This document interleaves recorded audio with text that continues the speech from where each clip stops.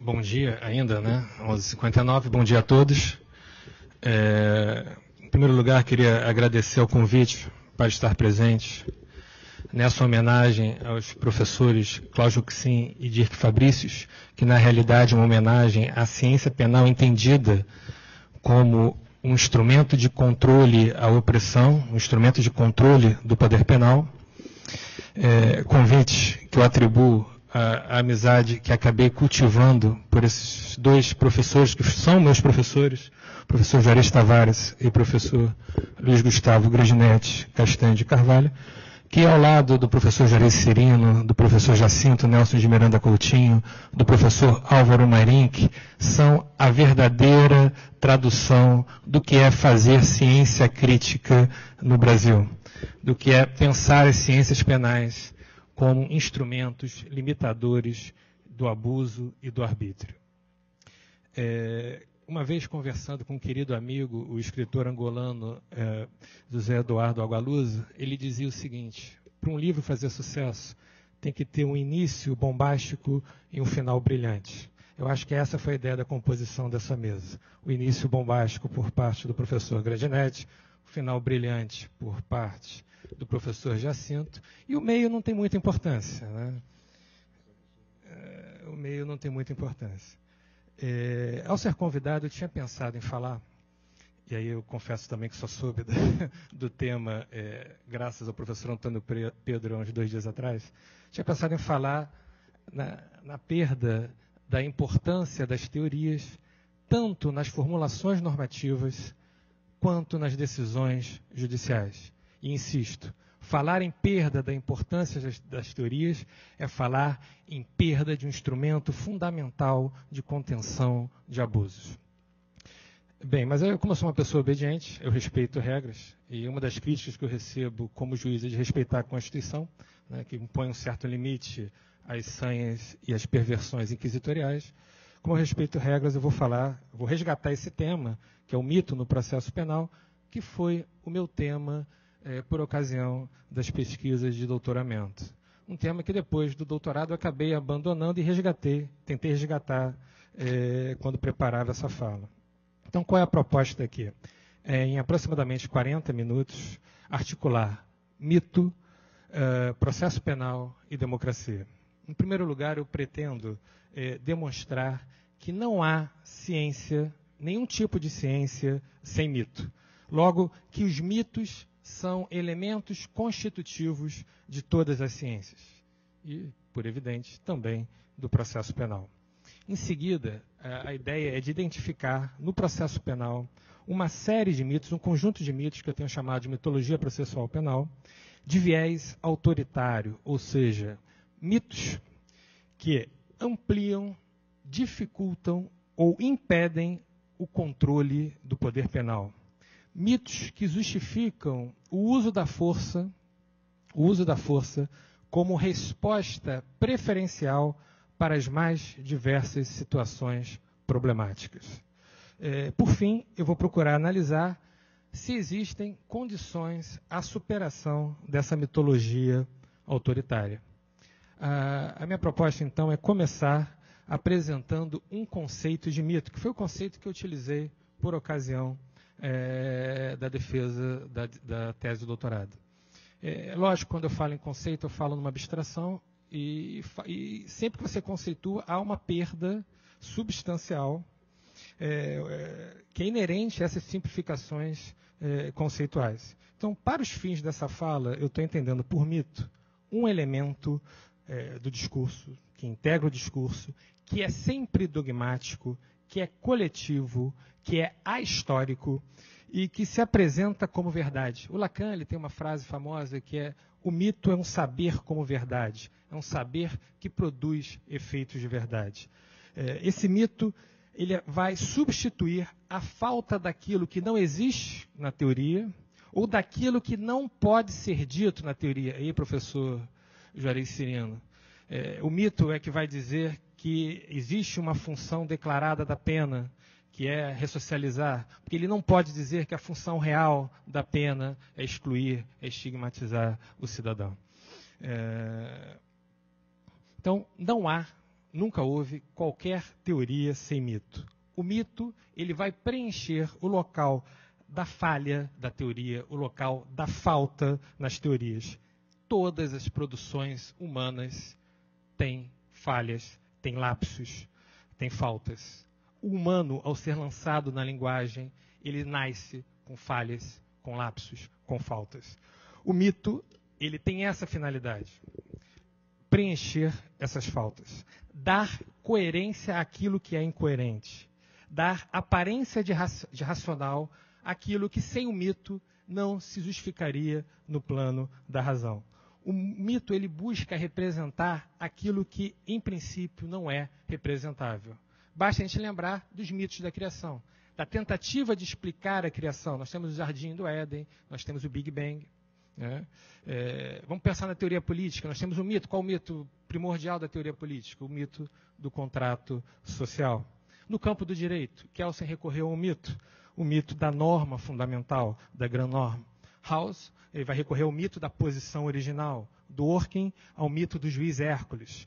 Perelman, ao mito do auditório universal. Toda teoria tem um mito. Diga-me qual teoria você se refere, eu te direi qual mito pretende dar racionalidade àquela teoria. Aliás, a própria pureza científica é em si um mito, um discurso ahistórico despido de comprovação empírica. As ciências penais, elas estão povoadas de mitos. Então, o mito penal, eu estou apresentando aqui como um elemento de discurso que versa sobre o poder penal, isto é, sobre o poder de atribuir respostas estatais às condutas etiquetadas de ilícitas, etiquetadas de delito. As condutas que, antes de serem um mal em si, são condutas criminalizadas. Sabemos que há um processo de criminalização primário, no qual se escolhem determinadas condutas, e um processo de criminalização secundário, no qual, a grosso modo, se escolhe determinadas pessoas para responder àquelas determinadas condutas previamente etiquetadas de ilícitas.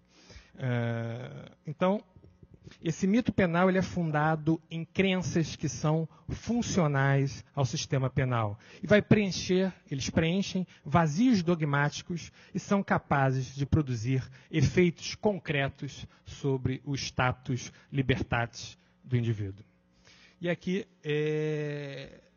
por mitologia processual, importa identificar esse conjunto de mitos que versam sobre atividades de persecução penal, atividades de investigação e de punição de condutas etiquetadas de criminosos. Então, nós temos, no processo penal, citar apenas alguns exemplos. O mito da neutralidade do órgão julgador, a que se referiu o professor Grandinetti quando ele fala em justiça vendada. Né? É esse mito da neutralidade do órgão julgador que vai permitir com que, em cada ator jurídico, nós possamos identificar um pouco do Eichmann, um pouco daquele burocrata que diz estar simplesmente aplicando a lei, por ser neutro. E nós sabemos que a neutralidade, por definição, é a ausência de valores e é impossível atores jurídicos despidos de valores, já que os valores se agregam à personalidade de cada um ao longo da caminhada histórica. Um outro mito, o mito da imparcialidade do Ministério Público, que vai fazer que surja um discurso esquizofrênico de que o Ministério Público é parte imparcial, que é uma contradição em seus próprios termos. Que faz no júri um efeito fantástico. O promotor chega e fala, olha, eu poderia estar aqui pedindo dinheiro, poderia estar aqui pedindo absolvição, porque eu sou parte imparcial, mas estou aqui pedindo a condenação. Então é um discurso mitológico. O mito da verdade real, como se fosse possível ao ator jurídico descobrir uma verdade, descobrir a verdade entendida no sentido aristotélico como correspondência ou como adequação. Né? E aí a gente vai lembrar da lição que o professor Jacinto resgatou do Carnelucci tardio, do Carnelucci influenciado pela leitura de Heidegger, de que a verdade está no todo e o todo não é apreensível por nós humanos. Talvez Nietzsche dissesse, demasiadamente humanos. Todo conhecimento, ele é, por definição, sempre parcial. Falar em verdade real iria supor um outro absurdo, que seria uma verdade irreal. Uma verdade irreal, por definição, verdade não é. Toda verdade, a verdade que a gente trabalha no processo, é uma verdade, entre aspas, aproximativa. A gente tenta chegar ao máximo no que aconteceu, mas cientes das nossas limitações, de que nós nunca chegaremos, nunca descobriremos o que efetivamente aconteceu. Um outro mito, também denunciado pelo professor Grandinetti, na fala que me antecedeu, que, aliás, simplificou muito o meu trabalho aqui hoje, né, já que estabeleceu as bases de tudo que eu estou falando, é o mito do livre convencimento motivado. Um mito que ignora a influência da tradição e do inconsciente que condicionam as decisões judiciais. M.D. Magno, um psicanalista, vai dizer que toda fundamentação é uma justificação a posteriori da decisão para dar aspecto de racionalidade àquilo que muitas vezes não tem racionalidade nenhuma. É o mito do livre convencimento motivado que vai gerar um efeito engraçado, que é a distorção das teorias. Eu começo a distorcer teorias para dar um aspecto de racionalidade a uma decisão que eu já tomei antes. Vamos imaginar um país hipotético no qual se queira prender um dirigente de um partido político de esquerda. Tá? E você tem que fundamentar aquilo racionalmente. Aí você pega uma teoria, vamos imaginar uma teoria hipotética chamada domínio do fato. Uma teoria que ninguém cunhou ainda. Pelo menos no Brasil é novidade. E você pega a teoria do domínio do fato, você distorce a teoria do domínio do fato, e a teoria do domínio do fato, que é uma teoria que foi pensada para estabelecer um critério de diferenciação entre autor e partícipe, se torna uma teoria que prega algo próximo de uma responsabilidade objetiva, ou no mínimo uma inversão do ônus da prova em matéria penal. Um outro mito, o mito do processo como instrumento de pacificação social ou de segurança, que deriva do mito de acreditar que a pena privativa de liberdade, ou que alguma pena, atende à finalidade de prevenção. Se a pena não atinge a finalidade de prevenção, e todas as pesquisas sérias demonstram isso, a gente pode pegar o Albrecht, a gente pode pegar Hassemer, que pesquisaram isso na Alemanha, que pesquisaram isso em outras sociedades. No Brasil nós não temos esse tipo de pesquisa, ou pelo menos não incentivamos muito esse tipo de pesquisa. Todas as pesquisas sérias demonstram que a pena, em consequência, o processo penal, não atende à finalidade de prevenção, seja geral, seja especial. E o que esses mitos têm em comum? Todos esses mitos, eles são construções que ampliam ou dificultam o controle do poder penal. São mitos autoritários. Mais do que isso, são mitos que reforçam uma visão totalizante do Estado, uma espécie de retorno à ideia de Estado total, que prega, dentre outras coisas, a instrumentalização do indivíduo em favor do Estado. O indivíduo passa a existir para servir ao Estado, e não o Estado para servir ao indivíduo. Vou pegar, por exemplo, o mito da verdade real. O que tem significado o mito da verdade real ao longo da história? Ao longo da história tem servido para justificar abusos, torturas, violações aos direitos fundamentais. E legitimar a figura do juiz inquisidor, daquele juiz que abandona a inércia, que é a garantia de sua imparcialidade, entendida como equidistância possível e objetiva dos interesses em jogo. Ele abandona a inércia em nome da busca da verdade real para produzir provas, que vai gerar aquilo que o Franco Cordeiro, o professor italiano, que é uma das fontes de inspiração do professor Jacinto, chama de quadro mental paranoico, do primado das hipóteses sobre o fato. Ele vai aderir a uma hipótese e aquela hipótese vai valer mais do que o fato em si, porque ele já aceitou aquela hipótese como verdadeira e ficou o processo inteiro tentando demonstrar a veracidade dessa hipótese. E se ele não consegue, ao final ele fracassa. E nós sabemos que os juízes, de modo geral, não gostam de fracassar. Aliás, tem juiz que não gosta nem de ser interpelado por colega durante o julgamento. Né? Todo mundo sabe disso. Vamos lá. Então, e para aceitar esse mito da verdade real, nós temos que desconsiderar toda a evolução das teorias da verdade. Não tem verdade como consenso, não tem verdade como aproximação, não tem outras concepções que foram cunhadas para o significante verdade, que são muito mais próximas da faticidade do que aquela abstração aristotélica. Bem, e por que esses mitos de viés autoritário subsistem sem maiores contestações numa sociedade que se quer democrática? Me parece que é porque os atores jurídicos eles estão inseridos em uma tradição autoritária que vai condicionar a atuação desses atores jurídicos e faz com que os mitos autoritários sejam naturalizados. Uma tradição autoritária que apresenta o processo penal como um efetivo e concreto meio de pacificação social. Uma tradição autoritária que, como explica o filósofo Marildo Menegatti, permite e permitiu, ao longo dos anos, a utilização do sistema de justiça criminal como sustentáculo do edifício capitalista que está desmoronando. E que tem levado ao encarceramento em massa ou ao extermínio de uma multidão que não é a multidão dos trabalhadores, é uma multidão daquelas pessoas que não interessam à sociedade de consumo, os consumidores falhos a que se refere Bauman.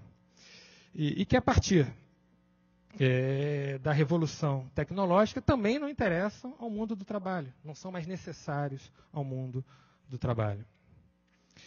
Essa tradição autoritária, ela pode ser muito mais facilmente sentida do que explicada. Eu vou recorrer aqui a um conceito que ele é controvertido na psicanálise, que é o conceito de sintoma social. Um sintoma social que ele se manifestaria por meio de práticas e discursos que se automatizam e se agravam com o tempo e que permitem que a gente sinta o que é o autoritarismo na nossa sociedade. O autoritarismo que é percebido tanto no cotidiano quanto em produções ditas científicas. O primeiro sintoma social desse autoritarismo seria a fé, e é um exercício de fé que eu estou falando aqui, a fé no uso da força como solução para os mais variados problemas sociais. A gente pega um problema social, por exemplo, um problema de saúde pública, questão das drogas, eu vou redefinir esse problema de saúde pública, eu vou descontextualizar esse problema de saúde pública, eu vou apresentar esse problema de saúde pública como se fosse um mero caso de polícia a ser resolvido na delegacia, a ser resolvido no poder judiciário. Essa fé no exercício da força, em detrimento do conhecimento, é um sintoma social do autoritarismo. Um outro exemplo, a transformação daquele personagem, o Capitão Nascimento, em herói nacional. Quem é o Capitão Nascimento? É o policial que, embora honesto, tortura e mata, ao arrepio da lei, para, abre aspas, preservar a sociedade, salvar a sociedade. Ele representa o Estado que, para combater a ilegalidade, pratica a ilegalidade, ou seja, o Estado que perde a superioridade ética que o distingue do criminoso. Se há alguma espécie de legitimação democrática na punição de criminosos, essa legitimação partiria do respeito à lei. Nada justifica que, para punir alguém que viole a lei, o Estado, seja através da polícia, seja através do judiciário, do Ministério Público, também viole a lei. Eu falei aqui do Capitão Nascimento, mas eu poderia falar aqui, por exemplo, do ministro Joaquim Barbosa. E aqui, reiterando aquela premissa levantada pelo professor Luiz Greco, de que aqui a crítica não é a pessoa, mas a postura, as posições defendidas pela pessoa. Quem é o ministro Joaquim Barbosa? É o ministro juiz inquisidor, que assume uma hipótese como verdadeira e parte, a partir daquele momento, e eu tenho certeza, repleto de boa fé, a partir daquele momento, a produzir provas tentando confirmar aquela hipótese. Tá? Não há má fé. O que há é a adesão a uma concepção de processo penal, baseada, ao meu ver, num mito autoritário. Outro sintoma social de autoritarismo.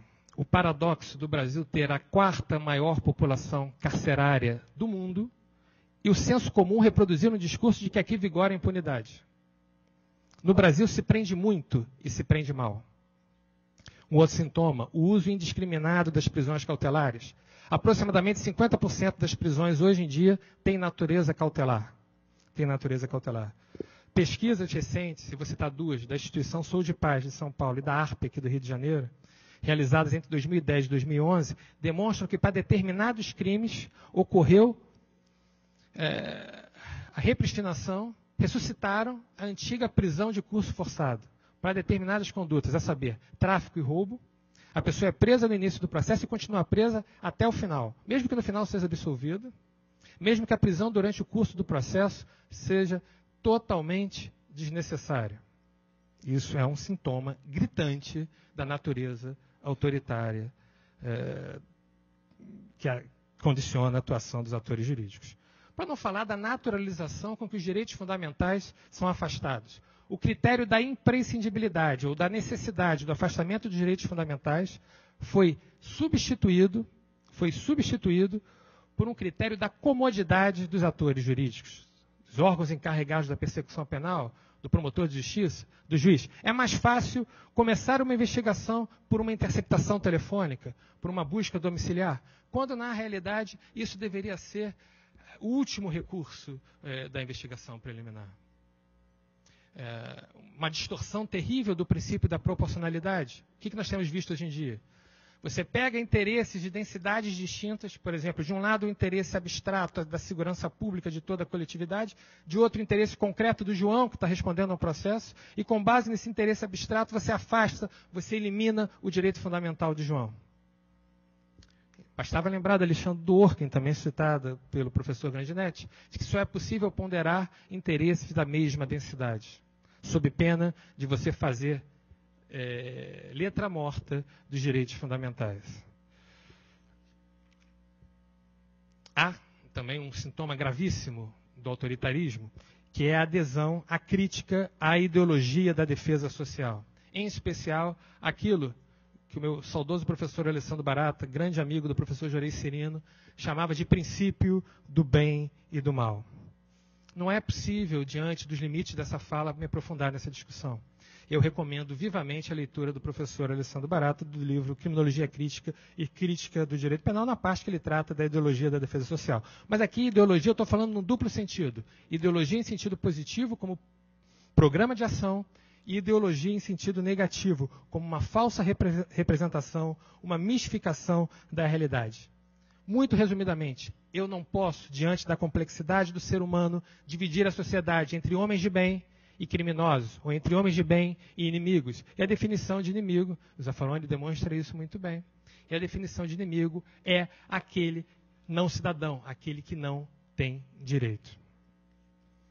O último sintoma, que era o que eu queria mais ter falado, mas a brevidade do tempo impediu, é a perda efetiva da importância das teorias na formulação das leis e das decisões judiciais. Falar em perda da teoria é falar em respostas ad hoc para problemas contingenciais. É falar em perda de um limite importante à contenção do poder. Dito de outra forma, aquela artificial separação entre teoria e prática, aquele discurso, isso é muito bonito na teoria, mas na prática não dá para aplicar. Essa artificial separação entre teoria e prática permite o arbítrio, permite práticas autoritárias que não encontrariam justificação em qualquer teoria. Se bem que quando não encontra justificação em qualquer teoria, a gente pega uma teoria e dá uma mudada daqui, muda dali, tira um elemento daqui, altera ali, e está tudo bem. Mas não pode ser assim. Não pode ser assim.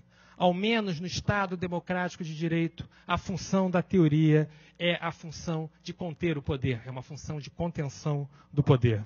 Nós não podemos nos esquecer da lição do Alberto Binder, daquele grande processualista argentino, hermano, né?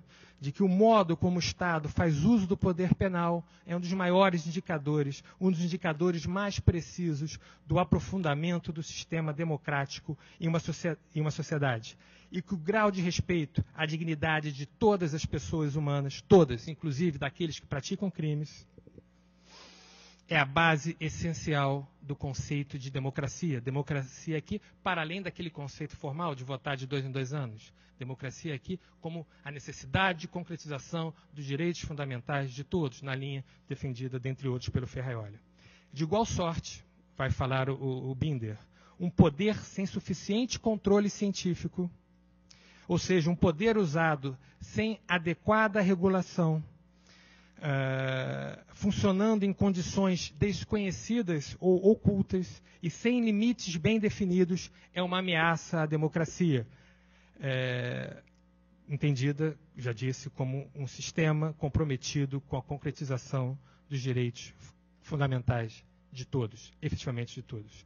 Hoje, da mesma maneira que as grandes ideologias perderam espaço na dinâmica social, percebe-se que as teorias que procuram explicar e dar coerência aos fenômenos perderam importância.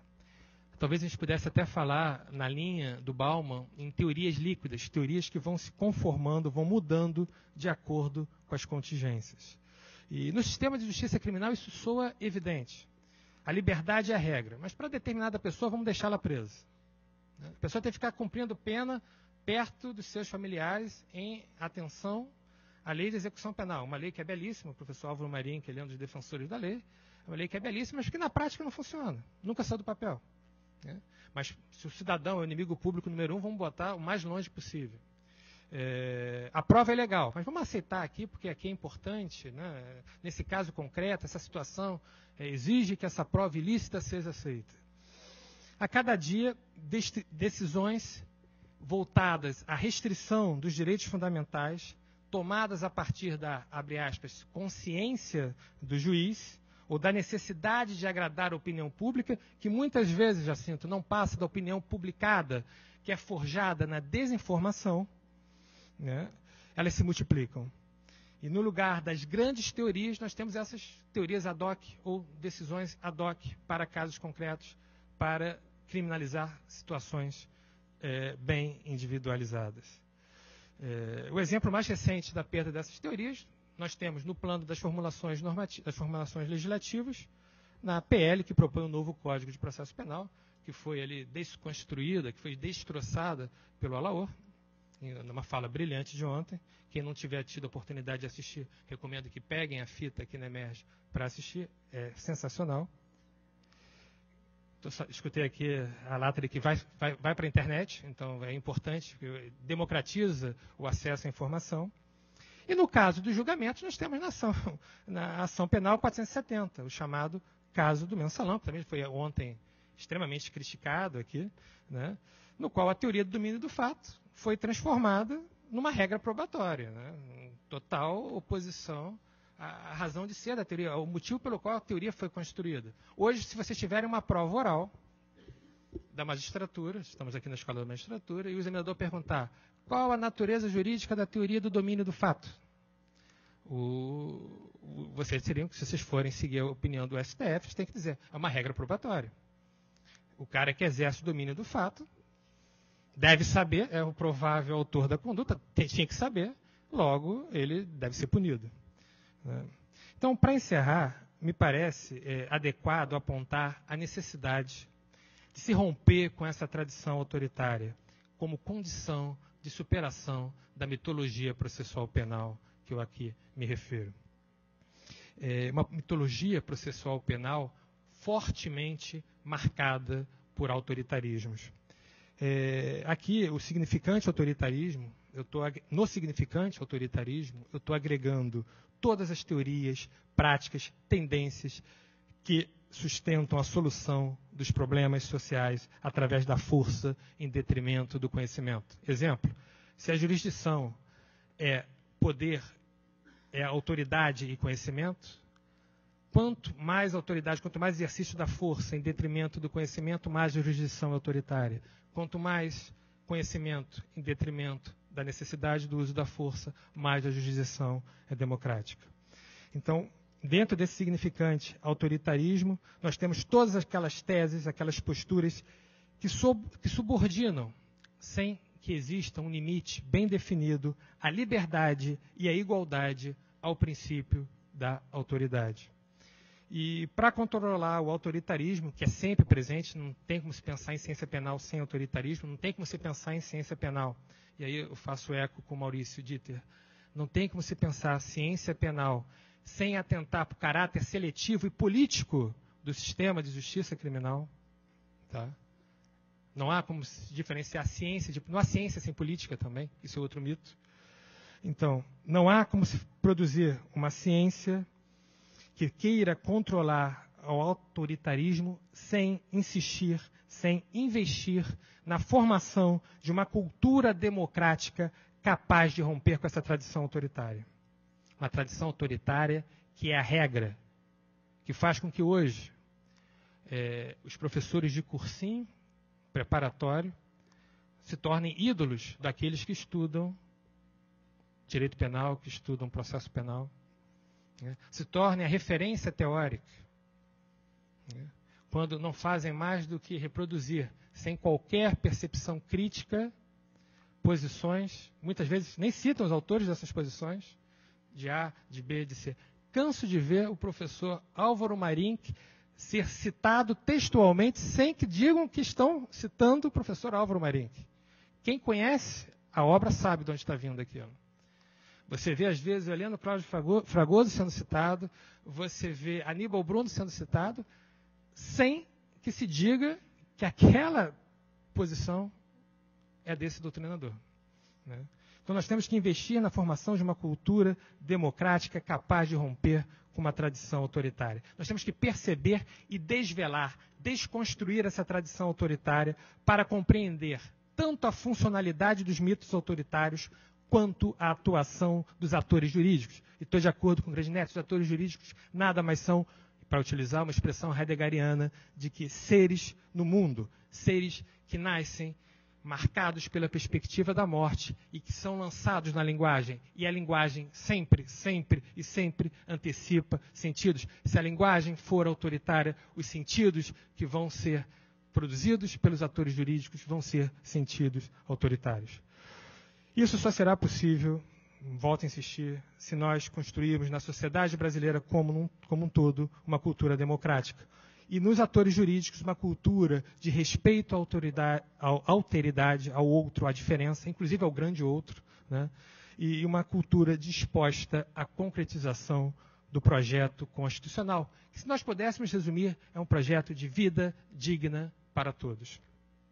A Constituição, ela é um texto. Se é verdade que existe uma diferença ontológica entre o texto e a norma, que a norma é sempre produto do intérprete, que quando se cria a norma, o intérprete cria a norma muito do intérprete, nós não podemos esquecer que há um texto, há um evento, há a Constituição, que se opõe a essa tradição autoritária e deve ser respeitada pelos atores jurídicos. A Constituição é um freio a um instrumental autoritário, ela deve ser vista como um freio a um instrumental autoritário, seja porque ela influi diretamente no círculo hermenêutico, seja porque há uma necessidade de fundamentação, e essa fundamentação só é legítima se adequada à Constituição. Se a decisão é produzida através de N fatores, como explicou o professor Grandinetti, é necessário que essa decisão depois seja fundamentada a partir da Constituição.